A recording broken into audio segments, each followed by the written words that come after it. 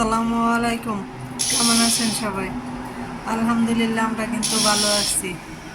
খুব ভোরে ঘুম থেকে উঠে পড়ছি, আর এই যে সুন্দর প্রাকৃতিক দৃশ্যটা, সকাল সকাল চোখ জুড়ানোর দৃশ্যটা একটু ক্যামেরা বন্দি করে রাখলাম।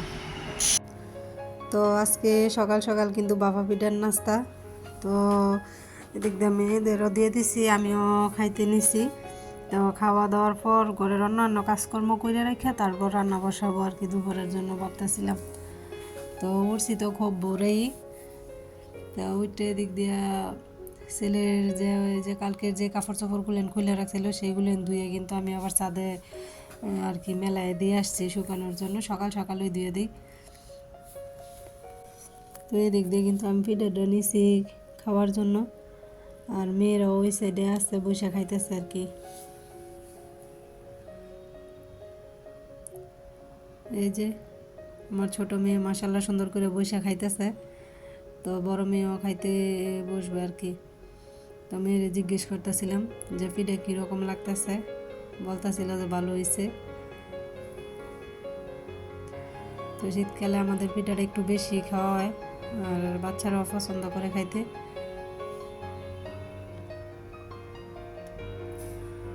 তো যারা এতক্ষণ ধরে ধৈর্য সহকারে আমার ভিডিওটি দেখছেন, প্লিজ ভিডিওতে একটি লাইক দিয়ে ভিডিওটি কন্টিনিউ করবেন। আপনার একটি লাইক আমার ভিডিওটি আরও অনেকের কাছে পৌঁছে দিতে সাহায্য করে। তো যারা আমার চ্যানেলে আজকে নতুন, চাইলে চ্যানেলটি ভিজিট করে দেখতে পারেন। আপনাদের কাছে যদি এরকম লাইফস্টাইল ব্লগ ভালো লাগে, আপনি চাইলে আমার চ্যানেলটি সাবস্ক্রাইব করে আমার পাশে থেকে যেতে পারেন। নোটিফিকেশন অন করে রাখবেন যাতে ভিডিও ছাড়ার সাথে সাথে আপনার কাছে পৌঁছে যায়। পরবর্তী সময় যখন আপনার সময় হয়, মূল্যবান সময় বের করে যাতে দেখে নিতে পারেন।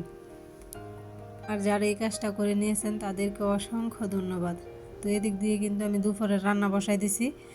আজকে ফুলকপি আর নতুন আলু যে আনছিলাম ওইটা দিয়ে আর কি ভাজি রান্না করব। তো অন্যদিন তো মাছ দিয়ে ফাঁক করি, আজকে আর মাছ দিব না।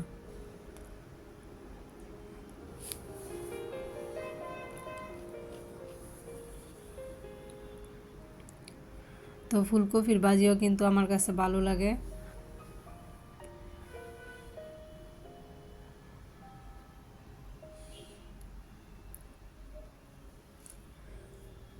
এই যে আমার ভাজিটা কিন্তু হয়ে গেছে। তো আমি এখন কিছু কাঁচামরিচ আর ধনিয়া পাতা দিয়ে দিব।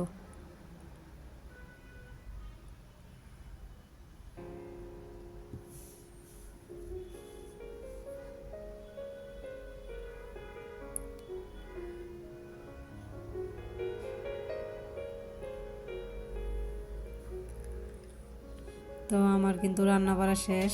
তো আমরা কিন্তু গায়ে গোসল কইরা তারপর ছাদে কাপড় দিয়ে আসছিলাম। তো বিকালে আনতে গেছি, তো যাওয়ার পর দেখতেছি যে আম গাছে মাশাল্লাহ আমের কিন্তু অনেক মুকুল বেরোইছে। তো যদি ইনশাল্লাহ থাকে, মুকুলগুলো নষ্ট না হয়, আর আমগো এলাকার বাসায় কিন্তু এটারে আমের বইল বলে, যদি এই আমের বইলগুলো নষ্ট না হয় তবে কিন্তু মাশাল্লাহ অনেক আম হইব। তো গাছ ভর্তি মুকুল আসছে। তো আপনাদের কার কার গাছে আমের আর কি বইল বার হয়েছে